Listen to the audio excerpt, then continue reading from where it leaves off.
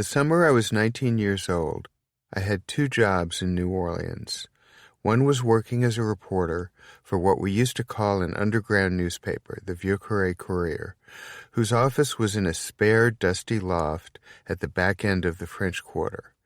The other was assisting someone who had gotten a grant to write a history of a briefly flourishing New Orleans literary magazine of the 1920s called The Double Dealer, also located in the French Quarter, which had been early to publish William Faulkner, Ernest Hemingway, Alan Tate, and Robert Penn Warren.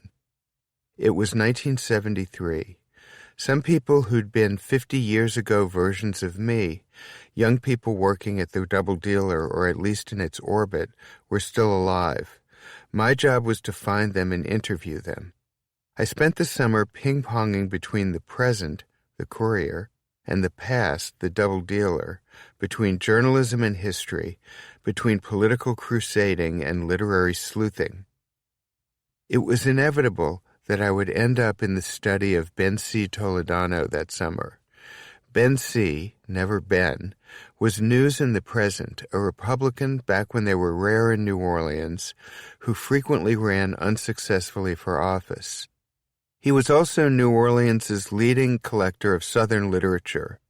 The study, cool, kept in semi-darkness to protect the books, was lined from floor to ceiling with signed first editions of the work of every Southern novelist who was even moderately well known.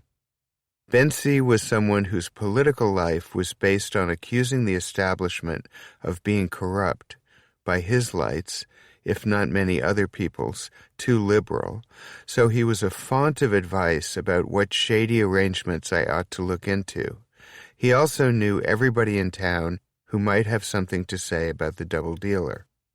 On one of my visits, Ben C., disinhibited, dough-faced, with a stiff, pomaded stand of iron-gray hair, dressed as usual in a white shirt so stiffly starched that it could have stood up on its own without him in it, walked me around the 4 walls of the study, plucking books out here and there, telling me where he'd found each one and how he'd gotten it signed. He accompanied his narrative of acquisition with gossipy anecdotes and brief reviews.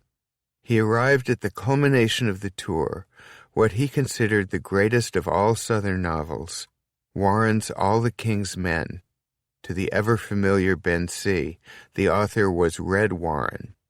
I hadn't read it, even though it was set in an unnamed state that was obviously Louisiana, where Warren had taught at the State University through most of the 1930s, and had watched at first hand the rise and fall of our dictatorial populist governor, Huey Long. Ben C.'s endorsement sent me straight to the basement bookshop, housed in an ancient, askew, yellow shotgun house, whose grouchy and opinionated owner, Tess Krager, had known the Double Dealer crowd back in the 1920s to buy a copy. Mrs. Krager often forbade her customers, at least the ones like me whom she knew, to buy books they asked about because she thought they were junk, but in this case she gave her consent. Some books change your life because they lead you to experience the world in a new way.